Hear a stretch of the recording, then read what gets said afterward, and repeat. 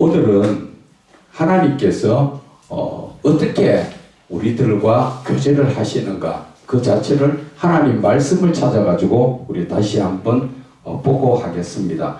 열왕기 하를 한번 찾아봅시다. 왕하 6장 말씀으로 열왕기하 6장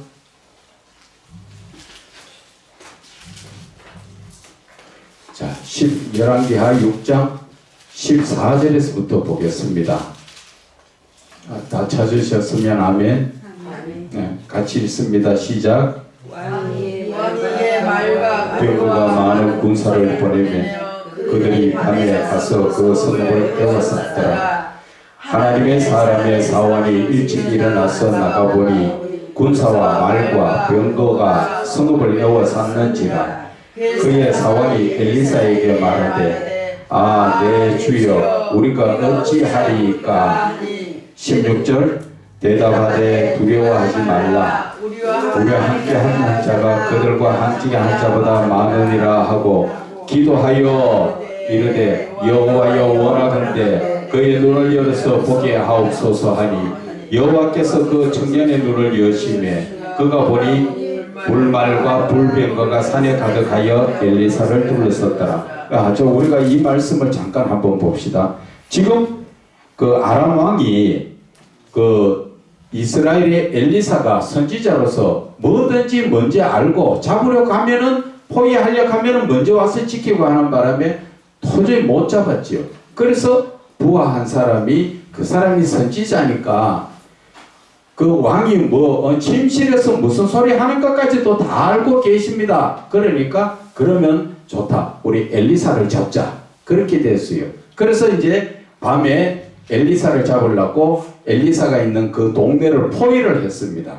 그 포위를 했는데 잘 들으세요. 그 포위를 했는데 아침에 자고 일어나니까 그 엘리사의 사환 그 게하시지요. 그 게하시가 밖에 나와서 보니까 이거 큰일 났단 말이죠. 완전히 그 군사들이 그 성읍을 포위해가 아무도 빠져나가지 못할 정도가 돼가 있는데 그래서 큰일 났다고 엘리사에게 그 말을 전합니다. 그럴 때 엘리사가 뭐라 합니까? 우리와 함께 있는 그 군사가 더 많다. 그러면서 17절에 하나님 앞에 기도하지요. 하나님, 그 눈을 열어서 보게 해주십시오. 그러니까 눈을 더 열어서 보니까 더 불말과 불병과 하늘의 군대가 거기에 꽉 차가 있으니까 놀라졌지요. 여기서 무엇을 말하고 싶었냐 하면은 엘리사는 어떤 사람입니까? 밭에서 일하던 사람입니다. 신학교 공부한 사람 아니에요. 그렇지만 하나님이 택하셔가지고 이끌어 가시니까 하나님과 영적 교제를 이룬다는 것이죠. 그래서 하나님 앞에 기도하니까 하나님이 그 기도를 금방 기도하는데 금방 들으시고 금방 응답 주셨죠. 게하시 눈을 바로 열어주셨잖아. 그래서 게하시 눈이 열려가 보니까 영적인 군대를 봤다는 것이죠. 여기에서 말씀드리고 싶은 것은 엘리사가 능력자입니까? 아니죠. 누가 하셔서? 기도하니까 하나님이 하시잖아요. 여러분들도 똑같다는 얘기죠. 오늘 지금 이 자리에 오신 거는 여러분들 마음속에 이제 삼위의 하나님만 들어오시면 하나님하고 내하고 교제하면은 여러분들도 다 능력자가 된다는 것이죠. 항상 하나님은 나의 기도를 들으시는 그런 존재가 되어야 된다는 겁니다. 그래서 내 마음을 항상 어디에 둬야 돼요? 하나님께 둬야 된다는 것이죠.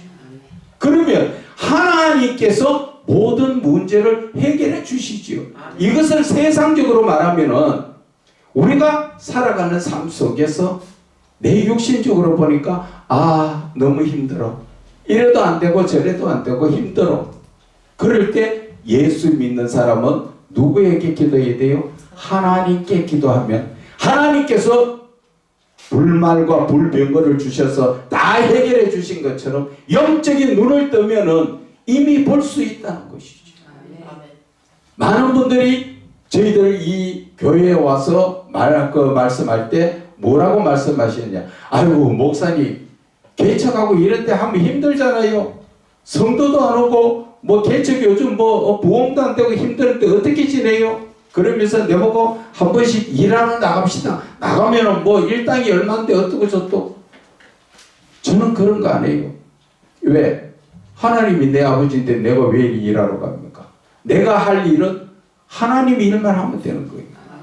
그래서 마태복음 6장 33절은 뭐라 그래요? 너희는 먼저 그의 나라와 그 의를 구하라. 그리하면 이 모든 것을 다 이어주리라. 내가 한 내 마음속에 하나님만 모셔드리면 그분이 내 삶을 책임지신다는 것이지요. 그것을 믿는 게 믿음이라는 거지요. 하나님의 말씀을 믿고 내가 말씀대로 사는 게 그것이 믿음이라는 것이죠. 그런데 우리는 하나님의 말씀은 들을 때는 믿고 금방 나서면 내 생각대로 해버리죠. 그것을 우리는 여기서 고치자 그 말이에요.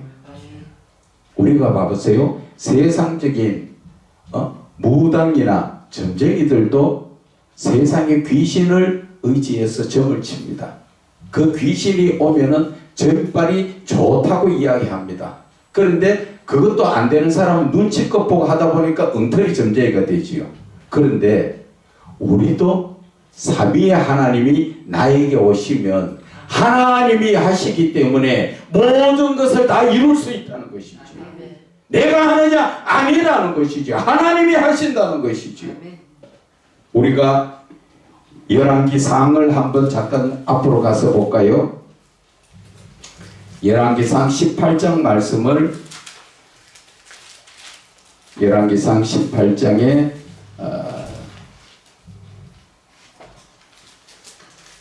36절의 말씀을 한번 봅시다. 자, 같이 읽습니다. 시작. 저녁 소재 드릴 때에 이르러 선지자 엘리야가 나아가 앞서 말하되 아브라함과 이삭과 이스라엘의 하나님 여호와여 주께서 이스라엘 중에서 하나님이신 것과 내가 주의 종인 것과 내가 주의 말씀대로 이 모든 일을 행하는 것을 오늘 알게 하옵소서. 지금 이 말씀이 뭡니까? 엘리야가 능력자라고 우리는 알고 있죠. 엘리야가 능력자가 아니고 하나님이 능력을 행하시는 거예요. 그 증거가 어디에서 나옵니까? 방금 읽은 말씀 끝에 내가 주의 말씀대로 이 모든 일을 행한 것을 오늘 알고 하나님이 시키는 대로 했다는 얘기지요. 그래서 바알의 선지자 450명과 완전 대적을 했지요.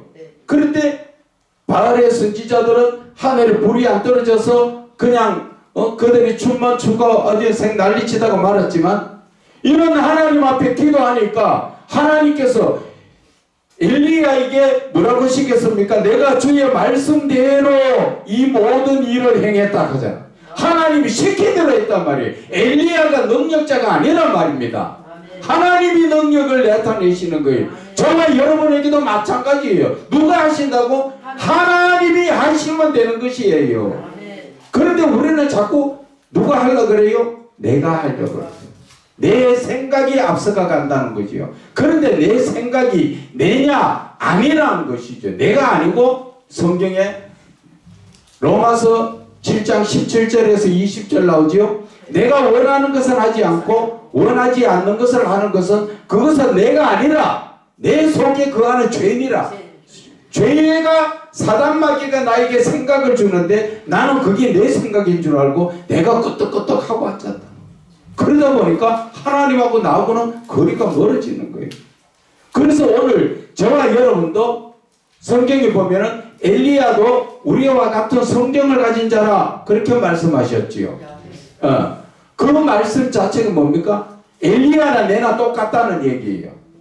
다만 그는 하나님의 말씀을 붙들고 사는 사람, 하나님과 교제를 하는 사람. 오늘 여러분들도 마찬가지예요. 지금 이 자리에 두세 사람 내 이름으로 두세 사람 모인 곳에 나도 그들과 함께 하느니라. 지금 이 자리에 계신 예수님을 여러분들이 모셔드리라는 것이죠. 그런데 그것이 영적으로 눈이 안 떠지니까 그분을 모셔드리지 못하고 있다는 거죠. 그분만 부르면 누가 한다고? 하나님이 다 하신단 말이에요. 내가 하는 거 아니에요. 내가 능력자가 아니에요. 그런데 우리가 어디에든지 가보면은 집회를 하다가 능력 좀 나타나면 그 목사 대단한 줄 알고 쳐다볼 때 베드로가 뭐라고 합니까? 왜 나를 쳐다보느냐? 내가 한 것이 아니라 너희들이 십자가에 못 박아 죽인 예수 그리스도가 하셨다고 하잖아요. 그리고 우리는 능력자가 아니에요. 그런데 자꾸 내가 능력자라고 생각을 잘못 가지고 있는 거지요. 오늘도 여러분들은 성경 말씀이고 모든 것이 이 영적인 부분에 삼위의 하나님만 여러분들이 모셔드리면 그분이 하신다는 거죠. 그분이. 그런데 제발 머리 쓰지 말라는 거죠. 머리 쓰면 안 돼요. 이 영적인 부분은 하나님 주신 지혜만 쓰면 돼요. 내 머리, 아이고 나는 그래도 머리 좋은데 똑똑한데 그 머리 백날 써보세요. 되는가? 그러나 하나님이 내 안에 들어오시면 그분이 역사를 하시기 때문에, 그래서 이 자리에서 말씀을 가르치는 게 아니라 하나님이 어떻게 여러분들 심령에 임재하실 수 있는가, 여러분들이 빨리 마음의 문을 열고 그분을 모셔드리면 여러분들은 더 이상 여기서 세미나 안 들어도 되는 거예요. 다만 그 과정에 빨리 내가 모셔드리고 내 마음속에 내가 느껴야 돼요.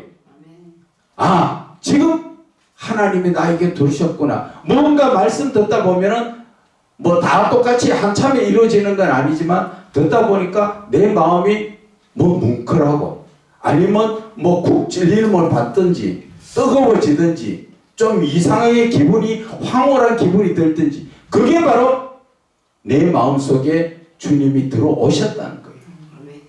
그런 영적인 부분을 세밀하게 우리는 깨달을 줄 알아야 돼요. 그리고 여러분들이 이 과정에서 하나님이 기뻐하시는 어떠한 말씀이나 그런 것들이 생각날 때 누가 하신다고? 하나님이 내 안에 들어오셔가지고 깨닫게 해주시는 거지요. 그것이 보면은 요한복음 14장 26절에 성령이 나에게 오시면, 그렇지, 생각나게 하신다 하죠. 생각나게 하신다. 그래서 말씀이 생각이 나고 그 말씀을 입으로 시인할 수 있도록 해주시는 것이 바로 그분이 오셨다는 것이죠. 그러면 내가 그분을 모셔드려서 더 이상 떠나가지 않도록 어떻게 해야 합니까? 죄악된 생각을 하지 말고, 세상적인 내가 생각하지 말고, 내 머리 쓰지 말고, 나의 지금까지 있던 고정관념 그런 거 다 버리라는 것이죠. 오직 주님만 나에게 들어오시면 그분이 역사를 하신다는 것이죠. 그래서 오늘 이 시간에 우리가 마음을 깨끗하게 해야 되죠. 마음이 청결한 자가 하나님을 볼 것이라 말씀하신 것처럼. 그리고 여기에서는 많은 사람 오면 저도 좋아요. 그런데 하나님은 꼭 귀 있는 자, 들을 자만 보내주시지 아무나 그렇게 오시지를 않아요. 하나님께서는 한 명의 주님의 종을 세우더라도 바르게 세우는 거예요. 정말 이 시대에 참목자를 세우라는 것이죠. 많은 사람 세워놓으면 뭐합니까? 나가서 하나님이 영광만 가리면 아무것도 안 된다는 것이죠.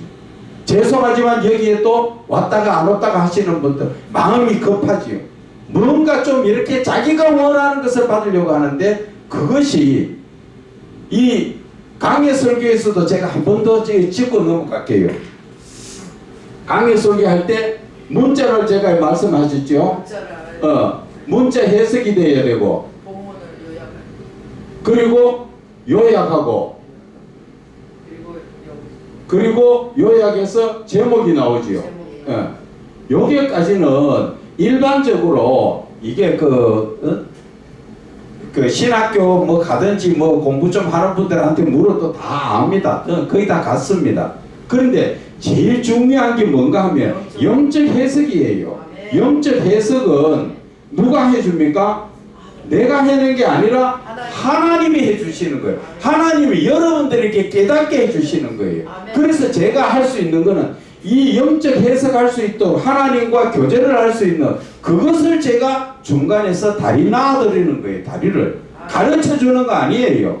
여러분들의 영적인 것을 사람에게 한번 어디 가서 배워보세요. 거기 남아있는가? 그리고 영적인 부분은 사람한테 배울 수가 없습니다. 성령이 가르쳐 주신다고 말씀이 나와 있다고. 그렇기 때문에 이 모든 것이 보면 급하다. 아무리 급해도 바늘 허리에 실 묶어서 못 쓰는 것처럼 아무리 바빠도 요게까지는 할 수가 있지만 이 부분에는 나하고 하나님하고 1대1의 관계이기 때문에 여러분들이 인내를 요하는 거예요. 아멘. 내가 그만큼 완전히 하나님 앞에 올인되어 버리면 이거는 쉽게 열려버려요.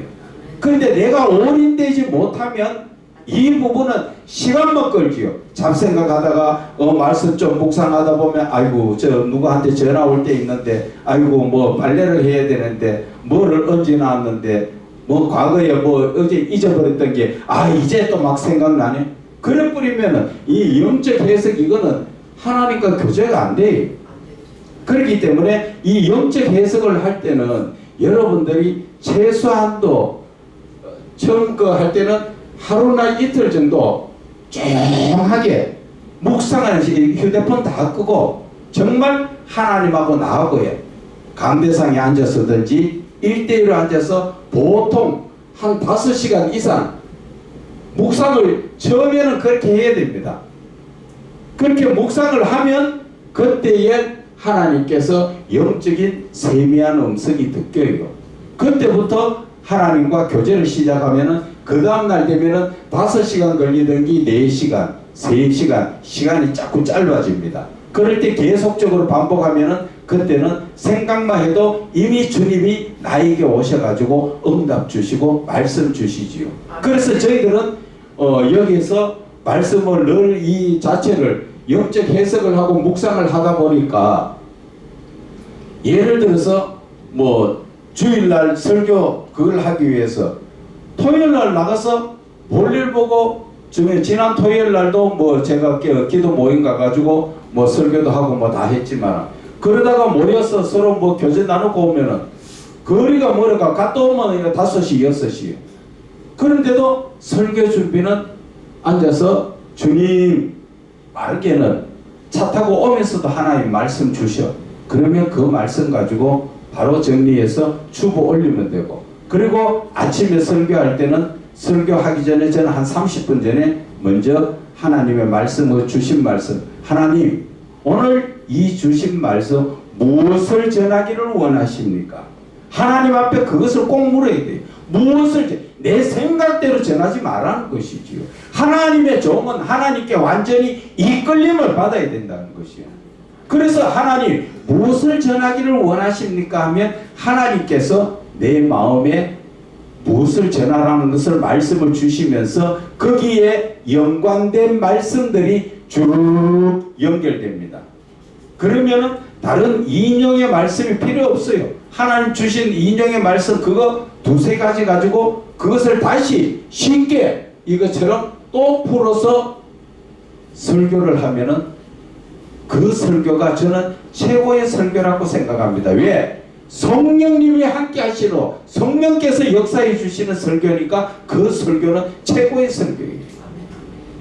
그래서 저는 이것을 주장하는데 일반 그 신학교에서 보면은 신학적으로만 공부하신 분들은 어떤 분은 제가 잘 알고 있는 그런 분이 한 분이 있는데 그분은 어떻게 가르치냐 하면은 조영기 목사 또 뭐 김삼환 목사 뭐 그 목사님들 설교를 나왔는데 책이 나온대요. 그것을 다 사라는 거죠. 그게 뭐 30만원 50만원 막 끌어가는가 봐. 그 몇 사람 거 사면 돈이 몇백만 원이에요. 그것을 보고 좋은 말씀 빼가지고 그렇게 해라. 그거는 진짜 안 게라 욕 나오면 안 되지 그죠? 그거는 엉터리예요. 아무리 여러분들도 마찬가지입니다. 어디에 가서 은혜 받았던 말씀 야 나 이 말씀 은혜 되더라 그 말씀 전해보세요. 전하는데 은혜 되는가? 안 돼요. 내가 받을 때 은혜 받는 말씀이지 내가 전할 때 은혜 받는 말씀이 아니에요. 그렇기 때문에 나는 항상 뭐를 해야 합니까? 하나님의 말씀을 이 묵상하면서 하나님의 말씀을 받아야 된다는 것이죠. 그렇지 못하면 우리는 아무리 해도 제자리에서 누구 말 따나 하나님의 영적인 그런 부분이 될 수가 없다는 거죠. 그래서 이 영적인 부분을 교제할 때 잡아주는 역할을 하는데 시간이 걸리는 거지요. 그냥 뭐 이렇게만 해주면은 눈치 빠른 사람들은 야 저래 하면 되겠네 가가 한번 해보세요 되는가. 딴 거보다도 잡아줘야 되는 게 영적 해석 부분에 어떻게 해석이 됩니까 하고 내가 또 봤을 때 그거는 요런 거보다는 요렇게 해야 합니다. 요것을 잡아주는 역할을 제가 그래서 시간이 필요한 거지. 그 시간이 뭐 그렇다고 뭐 많이 길게 필요한 거 아니에요. 다만 여러분들이 하나님하고 묵상하고 있는 그 시간적 부분이 좀 필요하다 하는 거 그것밖에 없어요. 그래서 이 좀 힘들더라도 그 강해 설교를 제대로 할 때는 제가 터치를 해드리기 위해서 쉬운 성경책을 꼭 가지고 오시면 여기에 있는 또 주석도 문자적으로 볼 때 어떻게 봐야 되는가 그거 가지고 터치도 해드리고 그리고 나서 영적인 부분에 들어가는 그것이 중요하다는 것을 말씀을 드립니다. 자, 우리가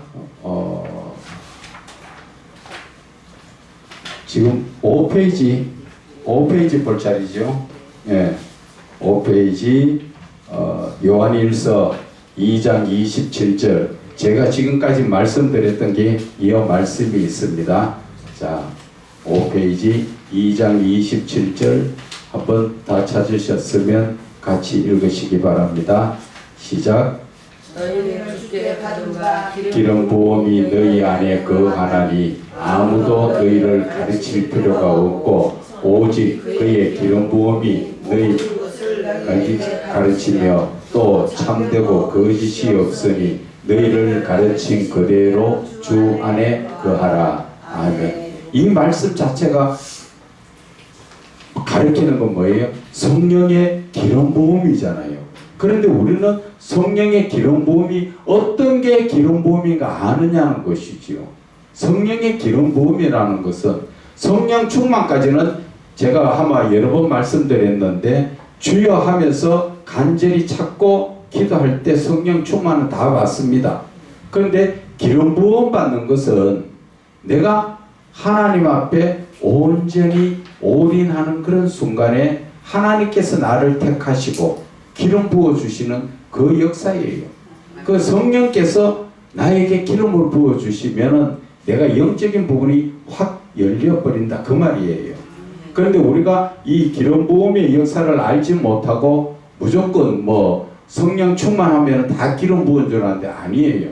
기름 부음하고 성령 충만하고는 차원이 다릅니다. 그 성령 충만보다는 한 차원이 더 높은 게 기름 부음이에요. 기름 부음이 되면은 여러분들이 우리가 그 사무엘이 기름병 들고 가서 다윗에게 기름을 붓듯이 하나님이 택한 자에게 기름을 붓는 거거든요. 그렇기 때문에 그것이 그 기름 부음이 쉽게 뭐 내가 지금 언제나 믿음에 서지 못하면 기름 부음이 힘듭니다. 그렇기 때문에 내가 평상시 하나님의 말씀을 붙들고 간절히 찾고 할 때 기름 부음이 쉽게 일어난다는 것을 깨달으시기 바랍니다. 그리고 이 기름 부음이 일어나면은 아무도 너희를 가르칠 필요 없다. 그것은 무슨 말입니까? 사람이 너희에게 가르칠 필요가 없다는 얘기예요. 사람이 가르치는 것은 아까도 말씀드렸지만 학생들이 한테 공부하듯이 그렇게 가르치 가지고는 영적인 부분이 안 열려지고 억지로 열어봐야 멸망한다 그랬지요. 성경을 억지로 풀다가 멸망당한다 말씀 있는 것처럼 영적으로 아닌 것은 내가 억지로 풀지도 못하고 또 여러분들이 막상 그 말씀을 보다가도 보면은 말씀이 영적으로 풀어지다가 안 풀어지는 부분은 그냥 넘어가야 돼요. 그걸 억지로 풀려고 하지 말라는 거죠. 그럴 때는 하나님께서 또 무슨 뜻이 있는가 싶다. 그리고 그냥 넘어가라는 거죠. 그것을 막 안 되는 거를 막 억지로 그것이 이제 주로 어디에서 그런 게 많이 나옵니까? 주석에서 보면은 그렇게 많이 나옵니다. 하나하나 다 풀어야 되니까 안 풀리는 것도 억지로 풀다 보니까 엉뚱한 얘기들을 많이 기록해 있는 부분이 주석이에요. 그런데 모르는 분들은 주석이 무조건 옳다고 보는데 아니에요. 주석은 옳은 것도 있지만은 주석을 볼 때는 내가 지금 하나님이 영적으로 풀어주실 때 하고 내 생각과 그 사람들이 풀어난 생각하고 비교해가 보는 거예요.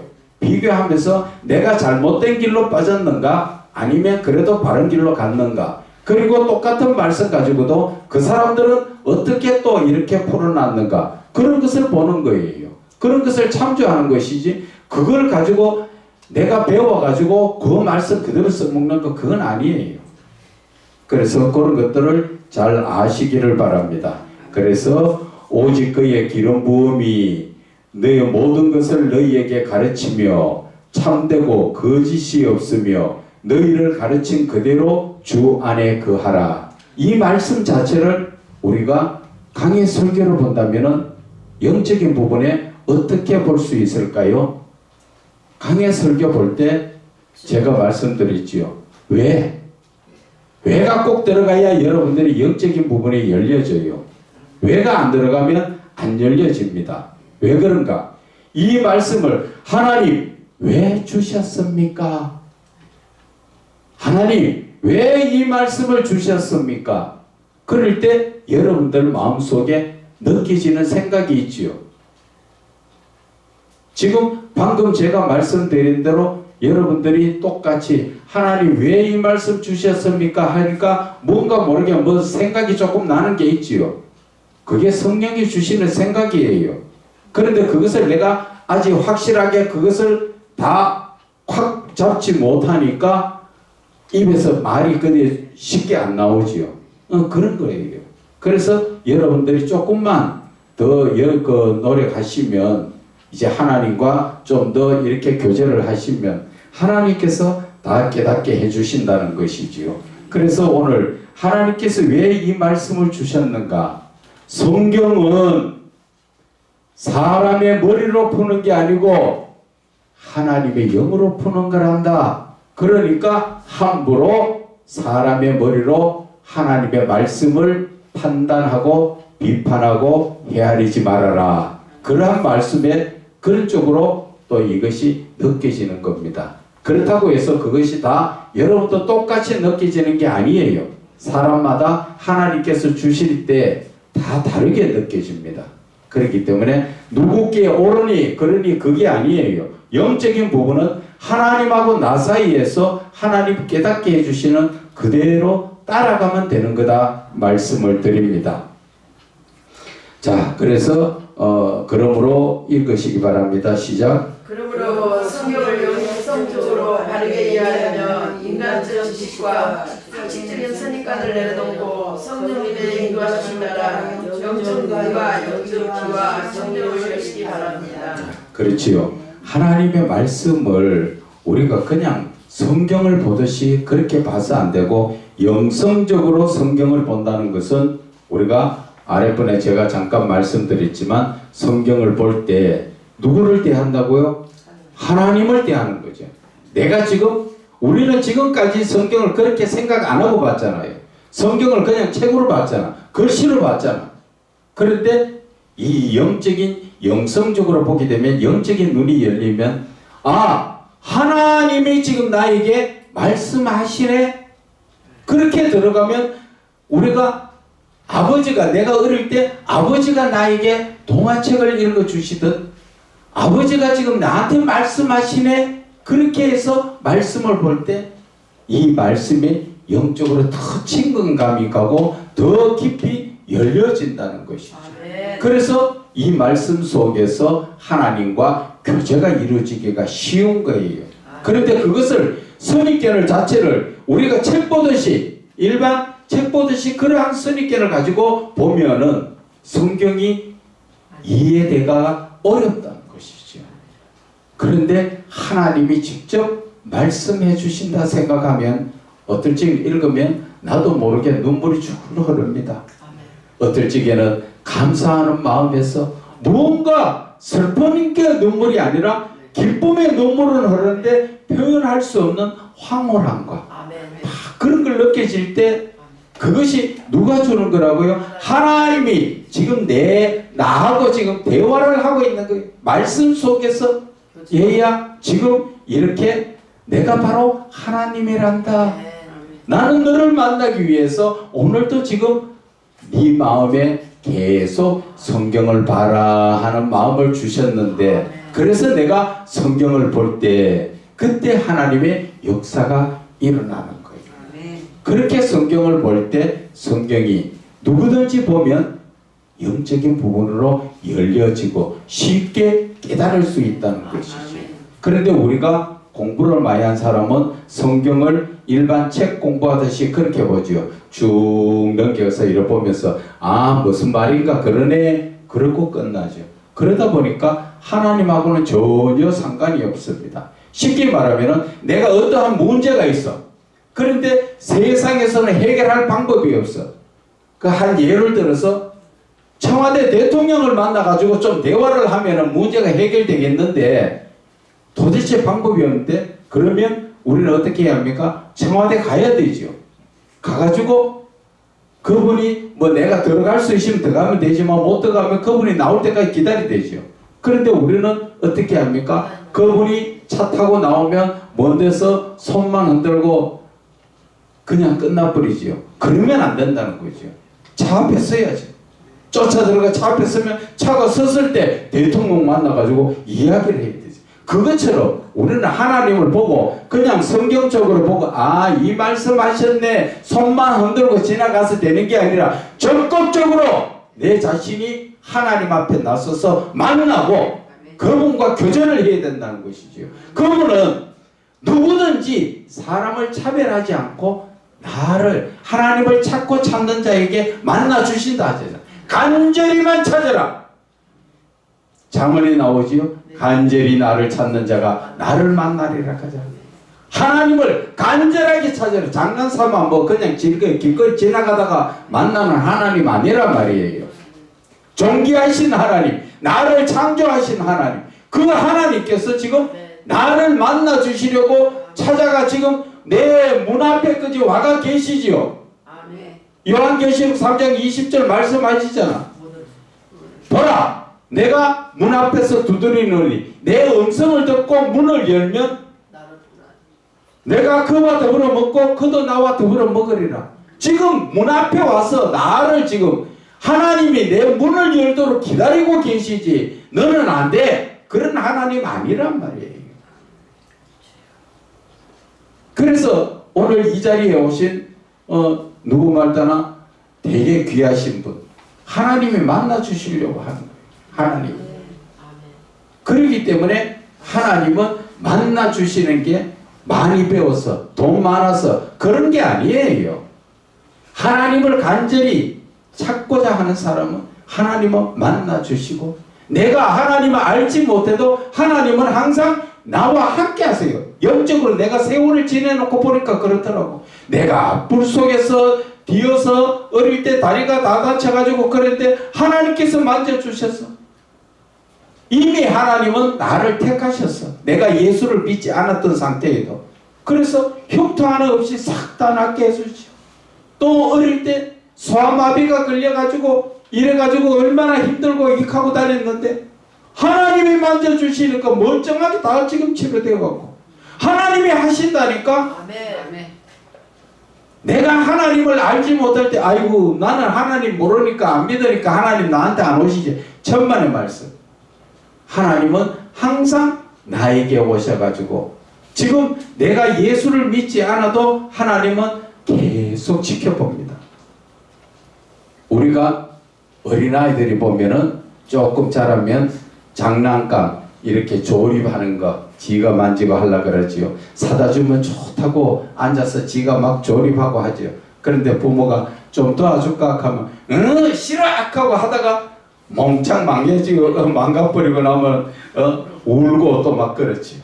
그런데 지혜로운 아이들은 아빠 이거 어떻게 해? 묻지요. 그럴 때 아빠 기분 얼마나 좋아요. 모르니까. 그럴 때 아빠가 그것을 이렇게 하면서 된단다 이렇게 해주고 할 때 아빠도 좋고 자식도 좋고. 그것을 누가 제일 잘했습니까? 성경에서 다윗이지. 다윗이 무엇을 하든 간에 하나님 앞에 묻고 하나님 지금 저 나쁜 놈이 나를 죽이려고 하는데 올무를 놓게 하는데 하나님 지가 올무에 걸리게 해 주십시오. 말 잘못하면 그럼 혀를 갖다가 하나님 뭐 어떻게 해버리세요. 순수한 그대로 늘 하나님 앞에 예배가 중요한 게 아니라 하나님과 교제하는 걸 중요한 게 여기시는 거예요. 내 마음이 하나님과 함께하는 것을 그것을 하나님이 원하신단 말이야. 그러면 우리가 오늘 이 자리에 많은 세상적인 시간을 두고도 여기 와가 있는 것은 바로 그 하나님을 내 마음속에 모셔드리면 다윗이 광야에서 목동 생활 제대로 공부도 못했던 내가 그가 이스라엘 왕이 될 줄 꿈이나 꿨어요. 어떻게 했어요? 그래서 내 앞날은 내가 생각하지 말란 말이에요. 나는 하나님 앞에 나를 맡기면 그분이 나를 이끌어 가셔. 그 시편 37편 5절에 나오지요. 너희 길을 여호와께 맡기라. 그를 의지하면 그가 이루시리라. 그분이 다 알아서 하신단 말이에요. 그럼 나는 뭐해? 하나님 일만 하면 돼. 하나님 시키는 것만 하면 된다고. 우리가 구약에서 그 모세를 바라볼 때 어떻습니까? 이야, 모세 대단해. 그런데 모세 지가 했는 게 뭐 있습니까? 죄 짓는 것밖에 안 했잖아요. 지가 스스로 했는 건 죄 짓는 것밖에 없었잖아요. 뭡니까? 반석에서 하나님은 물을 내라 말로 명하라 했는데 화가 나고 반석을 2번 치는 바람에 죄를 짓고 결국 가나안 땅에 못 들어가고 죽었잖아요. 그것처럼 그 모세가 했는 거는 결국은 보면 하나님께서 하라는 것만 했어요. 모세가 능력자입니까? 아니에요. 하나님의 앞에 종으로서 입이 어눌하고 혀가 뻣뻣하고 그런 사람이 하나님 시킨 대로 하니까 얼마나 하나님 앞에 영광 올려드렸어요. 그것처럼 저와 여러분도 마찬가지예요. 주의 종이 내가 뭐 하려고 하지 말라는 거예요. 내가 뭐를 할 수 있어요. 하나님 그 앞에 맡겨. 아무리 급한 일이 있어도 하나님은 안 급해. 급하다는 건 뭐예요? 내 욕심이에요. 내 욕심이 나를 지금 급하게 만드는 거예요. 뭔가 내가 목적을 만들어 놓고 내가 이루려고 하니까 내가 급한 거지. 하나님은 전혀 안 급하셔. 그래서 우리는 하나님의 일은 내가 계획하고 내가 뭐를 하려고 앞서지 말라는 것이지. 하나님 어떻게 할까요? 하나님이 나를 택하셨으면 내가 안 하려고 해도 하나님 억지로 이끌고 가셔. 아멘. 누구 말따나 주의 종이 돼갖고 하나님 나 이 길 가기도 싫고 돈도 없고 뭐 교회도 못 하겠고 안 해요 하면서 그러니까 하나님 교회도 다 준비되어 있는데 알몸만 쏙 들어가도록 돈 없이 쏙 들어가도록 되도록 하나님 그렇게 만들어 놓고 역사하는 분들 많아요. 제발 내가 앞서가지 말라는 거지. 우리가 그 시편 23편 성경 말씀에 여호와는 나의 목자라 그러네. 목자는 양은 목자를 따라가야 돼요. 아멘. 목자보다 앞서가 가면 길 잃어버리고 사고 당하고 그래요. 그러니까 절대 하나님보다 앞서가지 말고 나는 급한 것 같지만 아이고 나는 나이가 많이 들고 뭐 어때서 급하고 하지 말라는 거지. 하나님은 하나도 안 급해. 그렇기 때문에 내 자신을 온전히 내려놓고 나는 뭐를 해야 돼요? 준비된 자가 되라는 거죠. 뭐를 준비합니까? 말씀에 준비된 자. 뭐 은사 만들려고 뭐 산에 가가지고 주여 하고 막 부르짖고 기도하고 작전 기도 그런 거 하지 말고 그 시간에 하나님 말씀 붙들으라는 거죠. 모르는 사람은 은사가 능력이 나타나니까 주로 기도원에서 능력 나타나니까 은사가 뭐 대단하다고. 은사는 잠깐이에요. 예수님 죽은 나사로 살렸지만 나사로가 지금까지 살아 있습니까? 그때 죽었어요. 잠깐이에요.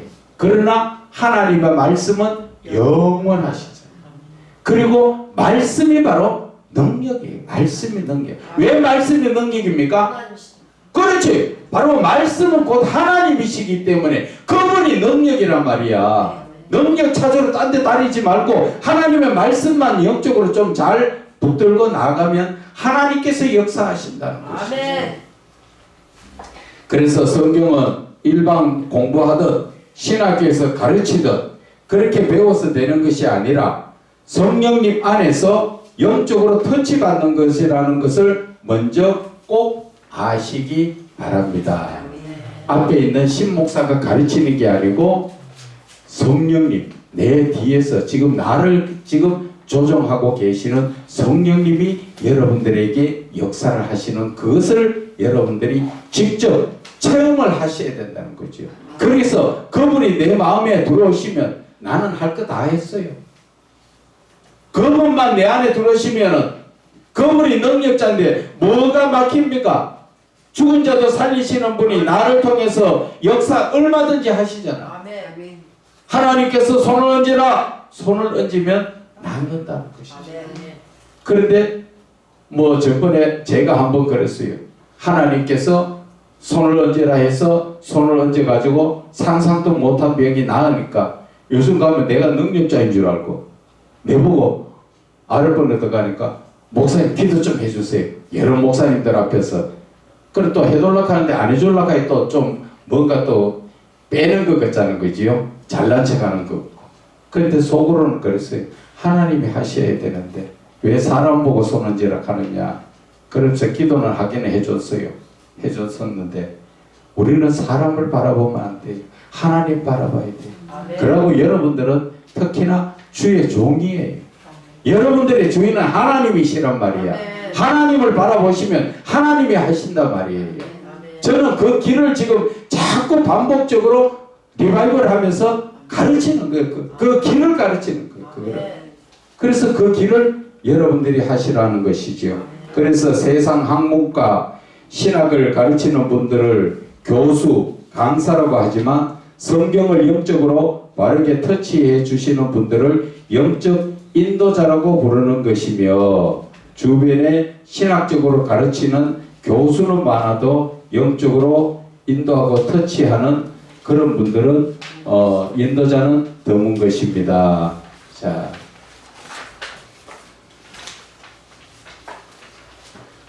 자, 지금부터 성령님의 인도하심에 따라 여러분 자신을 맡겨보시면 영적 귀가 열림으로 말미암아 말씀을 영적으로 터치받을 때 여러분 자신도 모르는 사이에 살아계신 하나님 사랑 안에서 사랑이 하나님을 만나는 체험을 하게 되는 것이며 또 영적 교제가 이루어짐으로 인하여 지금까지 느껴보지 못한 영적의 황홀함을 성령님 안에서 직접 지금 체험하게 될 것입니다. 그러니 지금부터 잡생각을 버리고 살아 역사하시는 하나님의 말씀에 집중하기 위하여 저와 같이 성경인 하나님의 말씀을 펴시고 말씀을 통하여 말씀하시는 하나님께 집중하시기 바랍니다. 자, 이제 본론으로 지금까지 며칠 했는 것은 다 서론입니다. 이제 본론으로 들어갑니다. 예레미야를 요한복음을 펴시기 바랍니다.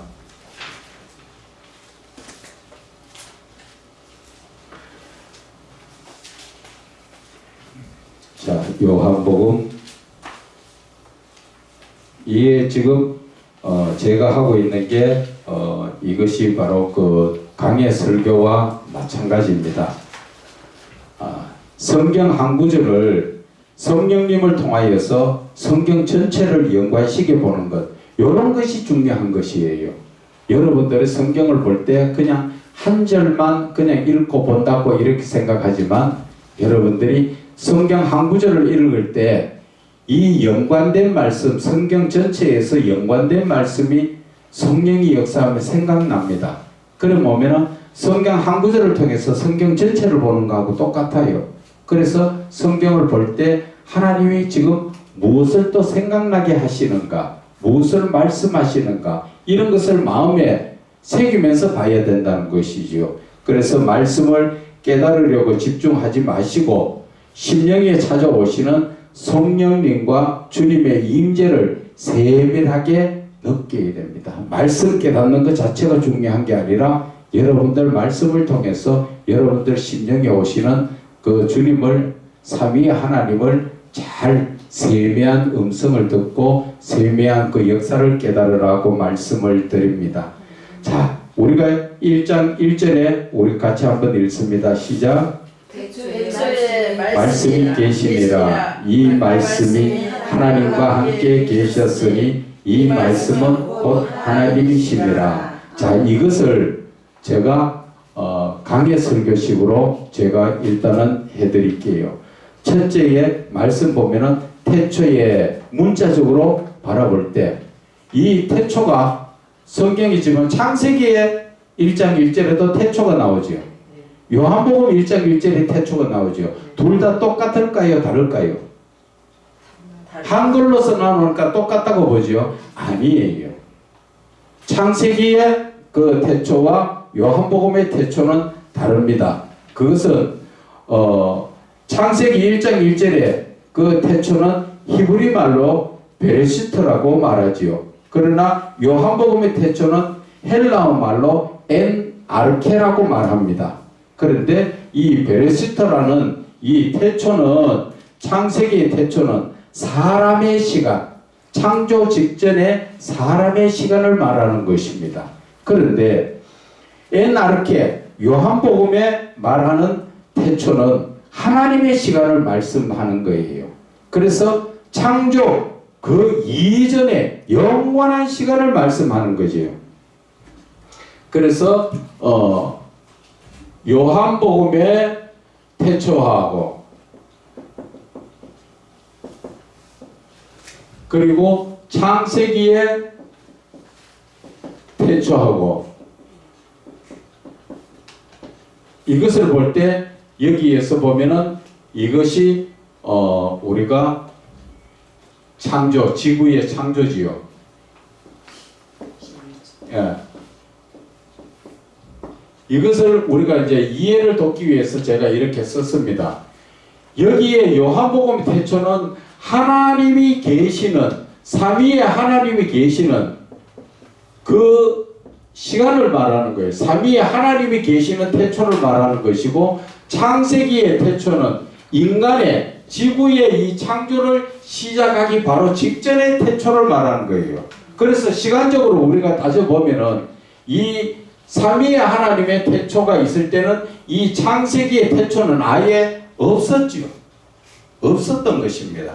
그래서 이 우리가 읽어보는 요한복음의 태초와 창세기의 태초는 이렇게 시간적으로 큰 차이가 나는 것이고 요한복음의 태초는 하나님의 시간, 삼위의 하나님이 계신 그 하나님의 시간이고 그리고 창세기의 태초는 지구를 창조하는 인간의 시간이 시작되기를 지금 바로 전을 말하는 것입니다. 그래서 우리가 이 창세의 그 태초라는 것이 똑같지 않다는 것이지요. 그래서 그것을 서울에서 제주도와 서울에서 미국에 가는 거리 여기에서 보면은 하나님의 시간에서 볼 때는 여기가 하나님의 시간 제주도라고 이야기하면은 여기는 미국이라는 그 거리만큼 시간적으로 그렇게 멀다 그 말이에요. 그래서 이 하나님이 처음 그 태초에 하나님이 계시는 그 자체를 설명하신 것이고 지금 창세기의 태초는 이제 지구를 창조하면서 인간이 지금 이렇게 시작되고 있다 하는 그 창조 자체의 그 시간적인 개념을 말하는 것입니다. 그래서 창세기 1장 1절 태초는 영적으로 보면 이미 스스로 계시며 살아계신 삼위의 하나님께서 사랑의 생명인 창세기 1장 1절 태초 그러니까 출산을 앞둔 어머니와 같은 그 시간을 이야기하는 것입니다. 자, 여기에서 한번 봐보세요. 창세기의 태초는 이제 지구가 창조가 되고 이 지구 속에서 모든 생물이 태어나는 순간이지요. 그러니까 어머니의 뱃속에서 잉태대가 있는 상태. 지금 이 잉태가 이제 사람이 만들어지고 짐승이 만들어지고 그거 태어나는 거잖아요. 그죠? 잉태에서 출산이 되는 거잖아요. 그래서 이것을 영적으로 바라보면은 지구 창조의 태초에 있던 창세기 1장 1절의 태초는 바로 하나의 그 어머니의 뱃속에서 잉태된 자들이 이제 곧 출산을 앞두고 있는 어머니의 뱃속에 있는 그것과 같다. 그렇게 우리가 영적으로 볼 수가 있는 것입니다. 그래서 창세기 태초는 출산의 임박을 의미하지만 요한복음의 태초는 사랑의 잉태를 이야기하는 것이다. 요한복음에서의 잉태는 이제 앞으로 이것을 출산을 하기 위한 준비를 하는 것이 바로 요한복음의 태초다. 그렇게 볼 수가 있다는 것입니다.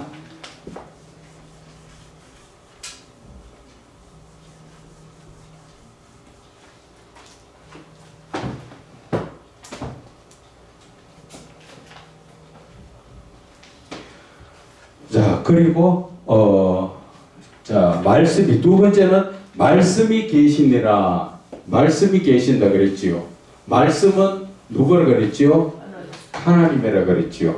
말씀은 하나님인데 이 말씀은 헬라어로 로고스라고 말하죠. 로고스. 헬라어로 로고스라고 말합니다. 그래서 말씀은 하나님의 성호에 대한 여러 호칭 중에 일부인데 하나님의 이름을 성호라고 그러지요. 그 성스러운 부르는 이름을 우리가 몇 가지를 봐야 됩니다. 히브리 말로 여호와, 또 다른 성경에 보면 야훼라고 이야기하죠. 그것은 히브리 말로 말하는 거지만 그 하나님의 이름이지요. 여호와 하나님, 야훼의 하나님. 그 뜻은 스스로 계시는 하나님이다. 그 뜻입니다. 그리고 두 번째는 보면은 히브리로 엘로힘, 헬라어는 데오스. 우리가 지금 그 약자로 잘 쓰는 게 뭐예요? 하나님. 이렇게 이러면은 데오스. 이걸 하나님이라고 우리가 그 약자로 쓰지요. 이것은 창조의 하나님이시다. 그러한 의미입니다. 창조의 하나님. 그리고 히브리어로 아도나이 부르는 것은 나의 주님, 주 대신 하나님 그런 말씀이고 로고스라는 것은 바로 말씀이 하나님이시다. 그래서 로고스를 영적으로 이해하자면 말씀이신 하나님의 구원의 실제적 약속을 말하는 것과 같은 것이지요. 그래서 우리가 지금 1장 1절의 말씀을 볼 때 문자적으로 바라볼 때 태초를 바라봤고, 그죠? 여러분들이 강의 설교할 때 지금 해야 되는 게 문자적으로 먼저 알아야 되는 게 태초가 무슨 뜻이냐? 태초가 어떤 것인가? 그걸 알았지요? 그리고 두 번째 말씀이라는 것을 알았지요? 그리고 이 말씀이 요약을 하면은 뭐를 말합니까? 말씀이 곧 하나님이시다. 그래서 이 말씀을 하나님, 영적으로 우리가 이것을 다시 풀 때 하나님 왜 이 말씀을 주셨습니까? 그렇게 볼 때 이 태초의 하나님의 역사는 이제 하나님의 나라를 하나님께서 은연중에 나타내시는 것이죠.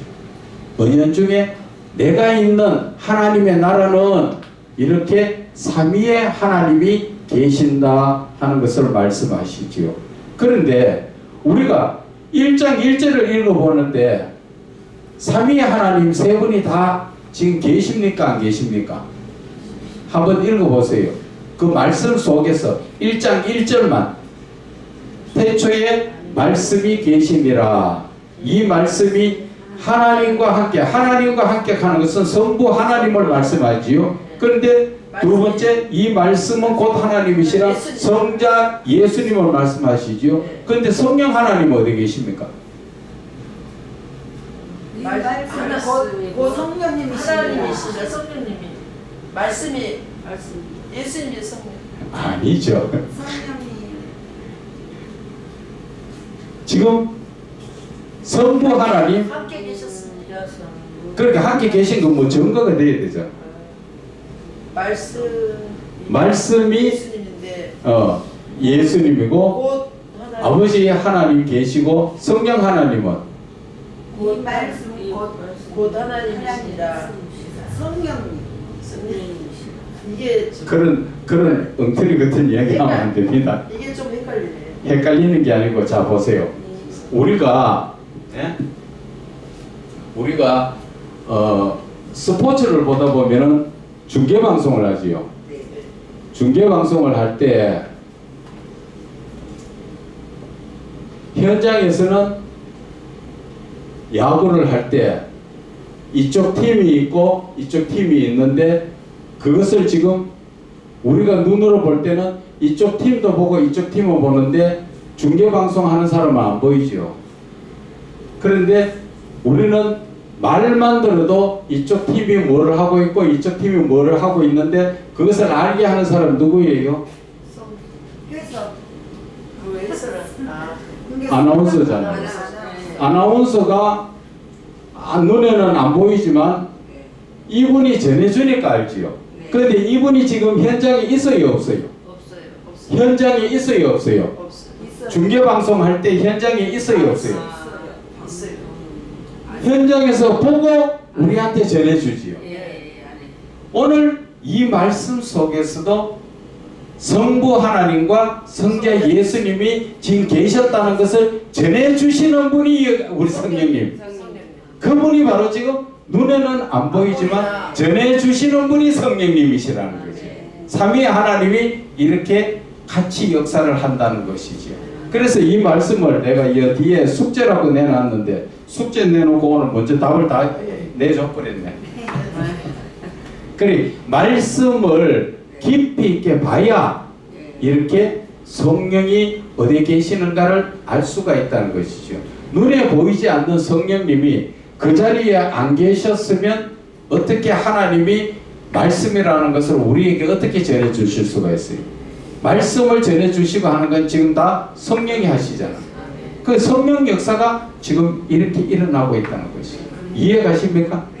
궁금하거든 뭐든 질문하세요. 아니, 예. 이 말씀 자체에서 성령님은 이렇게 나타나지는 않지만 성령의 역사하시는 행동이 여기서 나타났다고 이렇게 말씀을 이렇게 그게야만이 이렇게 행동이 나타났다기보다는 그분이 우리에게 영적으로 알게 해주시고 전해주시는 분이 바로 성령님이다. 그런데 성령이라고 나와 있지는 않지만 하시는 일을 통해서 그렇지 바로 그거잖아. 그런데 그것을 잘 못 깨닫고 그냥 이 말씀 속에서 우리가 헤매고 있을 때가 많습니다. 말씀 어제가 깊이 봐가지고는 성령 역사는 생각을 못하고 그렇게 지나가는 분들이 참 많습니다. 자, 그래서 두 번째 2절에 그가 태초에 하나님과 함께 계셨더라. 그가 누구예요? 하나님, 예수님이시죠. 예수님. 말씀이 하나님이신 그분이 예수님께서 태초에 하나님 세상에서 같이 계셨더라. 지금 그분이 하나님과 함께, 성부 하나님과 함께 하신 분이 성자 예수님이 태초에, 처음부에 이 창조하실 때 태초가 아니라 하나님 세계에서 처음부터 같이 계셨더라. 그것을 말씀해 주시는 거예요. 그래서 그가 태초에 하나님과 함께 계셨다. 이 말씀이 무슨 뜻입니까? 물을 때 그분이 바로 처음 하나님이 계시는 세계부터 처음부터 같이 계신 분이다. 그것을 우리에게 깨닫게 해주시는 것입니다. 그래서 3절에 만물이 그로 말미암아 지은 바 되었으니 지은 것이 하나도 그가 없이는 된 것이 없느니라. 자, 여기에서 지금 만물이 세상에 우리가 그 창세기 1장 1절에 태초에 그 창조가 시작되었을 때 이미 삼위의 하나님은 함께 계셨다 하는 것을 말씀하시지요. 그분 하나님이 어디에서 함께 지금 계셨습니까? 우리 창세기 한번 잠깐 볼까요? 창세기 1장을 한번 잠깐 우리가 한번 보겠습니다. 어디에서부터 하나님이 예수님이 함께 계셨고 성령님이 함께 계셨는가? 자, 한번 봅시다. 1장 2절에 시작. 땅이 혼돈하고 공허하며 흑암의 기쁨이 있고 하나님의 영은 수면 위에 운행하시는. 자, 여기에서 보니까 누가 나왔습니까? 성령 나왔죠. 하나님의 영, 성령이 수면 위에 운행하셨더라. 그리고 세 번째 절에 시작. 하나님이 이르시되 빛이 있으라 하시니 빛이 있었고. 자, 여기에 빛이 누굽니까? 예수님. 그렇죠. 그러니까 지금 여기에 삼위의 하나님이 다 계셨잖아. 예. 그렇게 보는 거예요. 그러니까 우리가 성경을 이렇게 하나하나 풀어서 보면 이해도 되고 성경 전체를 볼 수 있는 거예요. 그래서 이 성경을 창세기부터 제가 해드리겠다 하는 이야기가 바로 그 이야기예요. 이렇게 보면은 어느 정도 군데군데만 봐도 성경 전체가 쉽게 열려지고 이해가 되고 바르게 깨달아 알 수 있다는 것이지요.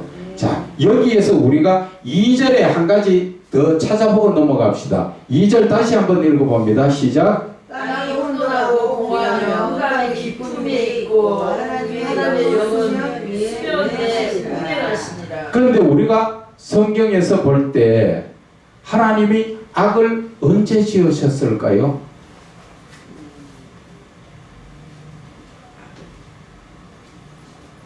악을 언제 지으셨을까요? 땅을 구하기 전에 그것을 말씀으로, 말씀의 구절을 찾아서 찝어서 말해야 돼요. 땅이 혼돈하고 공허하며 흑암이 기쁨에 있고. 흑암이 누구예요? 흑암이 뭐예요? 악이죠. 악이죠. 네. 악을 지었는데 기쁨 위에 있다는 것은 아직 상대에 사람이 없으니까 깊이 잠들어 있다. 그러니까 악을 먼저 지으셨죠. 네. 예. 이런 부분을 우리가 깨달아야 된다. 아멘. 그래서 성경을 우리가 바르게 하나하나 바르게 깨달아 나가면은 성경이 참 재미있고 얼마나 누구 말다는 은혜가 되는지. 아멘. 이제 여기서 더 시간 많이 끌면 안 되니까 자, 우리가 다시 요한복음으로 돌아갑니다.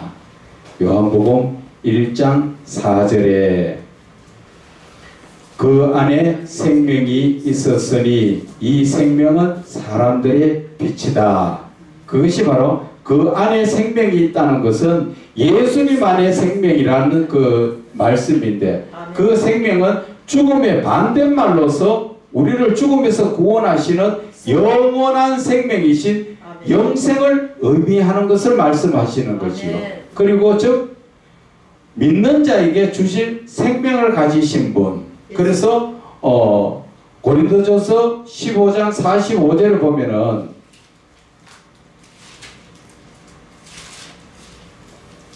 고린도전서 15장 45절 첫사람 아담은 생명이 되었다 함과 같이 마지막 아담은 살려주는 영이 되었다. 그렇지요. 마지막 아담이 누구예요? 예수님이자. 그리고 예수님은 우리에게 생명을 주시는 그러한 영이었었다 하는 것을 말씀을 합니다. 그런데 우리가 이 성경을 볼 때 항상 내가 지금 말씀을 주장할 때 예수님이 생명의 영이다 하는 것을 다른 성경 어떤 부분이든지 그 구절을 찾아서 증거가 되어야 돼요. 그 성경 구절을 못 찾고 그냥 말하면 그거는 거짓말이에요. 엉터리예요. 그래서 항상 성경은 성경으로서 우리가 증거가 되게 풀어줘야 누구하고도 대변을 해도 집사님하고 목사님하고 대변을 해도 목사님이 꼼짝 못하지요. 왜? 성경 말씀이 있는 거 가지고 증거를 대니까. 내 생각을 전하는 게 아니니까. 그래서 이 말씀을 찾는 것이 그렇게 중요한 것이다.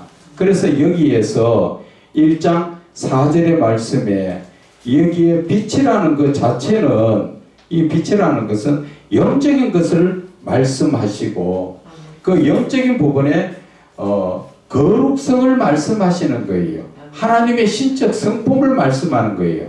그게 영적으로 깊이 들어가야 이 말씀이 하나님의 신적 성품이구나, 우리를 살려주시려는 그러한 거룩하신 그러한 부분이거나, 왜 여기에 거룩성이 나오느냐? 우리가 거룩하지 못하면 천국 갈 수 없으니까. 그래서 우리는 거룩한 자체에서 초점이 맞춰지는 거예요. 그래서 말씀을 풀 때 이렇게 하나하나 맞춰서 풀어야 된다. 그래서 빛이라는 것은 육신의 눈에 비치는 빛이 아니라 영적으로 느껴지는 예수 그리스도의 성품의 신적 성품. 그 신적 성품은 우리가 어제 저번 주에 잠깐 했었지만, 거기에 나오듯이 하나님의 형상에서 나오듯이 거기에 신적 성품이 나오는 그런 것을 우리가 깨달아 알아야 되는 것이죠. 이렇게 말씀을 보면은 일반 어떤 성경 강의나 그런 데 하는 것보다 더 세밀하고 영적으로 깊이 있게 느껴질 겁니다. 자, 그래서 요한계시록 21장 23절 시작. 요한복음 찾지 말고 지금 교재에 적혀가 있죠. 요한복음 21장 23절. 그 성은 해나 달의 비침이 쓸데없으니 이는 하나님의 영광이 비치고 하나님 어린 양이 그 등불이 되심이라. 예수 그리스도가 빛이라는 것을 말씀하는 거예요. 예수 그리스도가 빛이면 그 빛은 달과 별이나 해의 빛이 아니라 예수 그리스도 그분께서 바로 빛이시다. 그래서 하나님 나라에는 태양이나 그런 게 필요가 없지요. 인위적인 게. 왜? 하나님이 빛이시기 때문에. 그래서 창세기 1장 3절에 하나님이 이르시되 빛이 있으라 하니 빛이 있었고, 이 말씀은 바로 예수 그리스도의 사역이 시작됐던 처음이에요. 하나님께서 예수님 보고 이제 빛을 비춰라 하니까 그 빛이지. 여기에서 빛이 어두움과 밤이 낮이 나오지만 그것은 우리가 인간의 바라보는 밤과 낮이 아니라는 것이죠. 그래서 하나님이 이르시되 빛이 있으라. 이제 성부 하나님께서 성자 예수님께서 명하신 그 사역이 시작되는 것이다. 자, 그리고 5절에 빛이 어둠의 빛이되 어둠이 깨닫지 못하더라. 빛이 어둠의 빛인데 어둠이 깨닫지 못하더라 하는 것은 세상 죄악을 물리치시고 우리를 구원하시려 비치는 그 빛, 즉 신적 성품인 거룩하신 권세 앞에 어둠의 세력들이 이기지 못하고 물러간다. 그러한 의미예요. 여기에서 어둠이 깨닫지 못한다는 것은 이기지 못하더라. 그러한 뜻이지요. 그리고 빛이 어둠의 빛인데 하는 것 자체가 예수 그리스도의 거룩하심이 세상의 사단의 그 빛 앞에, 사단 앞에서는 사단이 예수 그리스도 앞에 이기지 못하고 다 물러간다 하는 것을 말할 수 있는 것입니다. 자, 그래서 6절에 봅니다. 자, 6절을 우리가 한번 볼까요? 시작. 하나님께로부터 받은 사람이 있으니 그의 이름은 요한이라. 여러분들이 생각할 때 이 요한은 어떤 사람이에요? 예수님 오신 길을 오시기 주시기 전에 그렇게만 봤지요. 그렇게 성경을 여러분들이 세밀하게 안 봤다는 얘기예요. 파송 회개하라 천국이니까. 그래, 그것까지도 다 아는데 지금 본문의 말씀 하나 가지고 이게 지금 강의 설교를 하는 게 바로 그거예요. 지금 한번 보내심을 받은. 그렇지. 지금 이 사람은 어디에 있던 사람이에요? 땅에 있던 사람이에요? 하늘에 있던 사람이에요? 세상에 있던 사람. 하늘에 있던 사람이에요. 요한은 하늘에 있던 사람이 하나님의 보내심을 받아서 이 땅에 왔 거예요. 성경 말씀을 그래서 잘 봐야 되는 게 바로 이런 게, 이래서 강의 설교가 필요한 게 바로 이런 거예요. 그래서 지금 봐보세요. 하나님께로부터, 그러면 하나님 옆에 있었다는 얘기죠. 하나님께로부터, 그죠? 보내심을 받은 사람이 있었는데 그 사람이 누구라고? 요한이라고. 하나님께로부터 직접적으로 하나님 앞에서 신부를 받은 사람이 하나님의 지금 명령을 받들고 이 땅에 사가랴를 통하여서 태어나기에 엘리사벳의 배를 빌려서 태어난 사람이에요. 그런 것을 우리가 영적으로 바르게 알아야 돼요. 그런 걸 알지 못하면은 우리가 그냥 일반적으로 뭐 하나님으로부터 보내심을 받았다. 이 땅에 누가 있는 사람이 이래 택해가 보내심 받아. 그게 아니라 하나님으로부터. 그죠? 이제 이해가지요? 성경을 볼 때 이제 좀 이해가시죠? 자, 여기에서 교재를 봅니다. 보내심. 요한은 이 땅의 피조물이 아니라 원래 하나님 곁에 있었던 사자로서 땅의 의무를 가지고 이 땅에 파송된 사자라는 것이지요. 이것을 지금 말씀으로 증거를 해야 되잖아. 그죠? 그냥 말로만 해가지고 건가 맹가 그렇지요. 그래서 그 밑에 인용의 말씀을 적어놨지요. 요거 누가복음 1장 13절에 레아는 엘리사벳이 내게 아들을 낳아주니 그 이름을 요한이라 하라. 이 제사장 사가랴의 아내의 이름이 엘리사벳이지요. 자, 그리고 누가복음 1장 17절 시작. 그가 또 엘리야의 심령과 능력으로 주 앞에 먼저 와서. 그렇지요. 요한은 엘리야의 심령으로 오리라 한 엘리야가 그 심령으로 누가 왔다고요? 요한이 왔다는 것이지요. 그래서 말라기 4장 5절 시작. 내가 선지자 엘리야를 너에게 보내리니. 지금 엘리야가 구약에서 하나님께 들려올려 갔었는데 말라기에 보면은 내가 선지자 엘리야를 너에게 보내리리 했는데 그 엘리야가 누구예요? 하나님이 보내신 세례 요한이라는 것이지요. 그래서 마태복음 11장 14절에 오리라 한 엘리야가 곧 이 사람이라 성경에 확실하게 말씀하셨지요.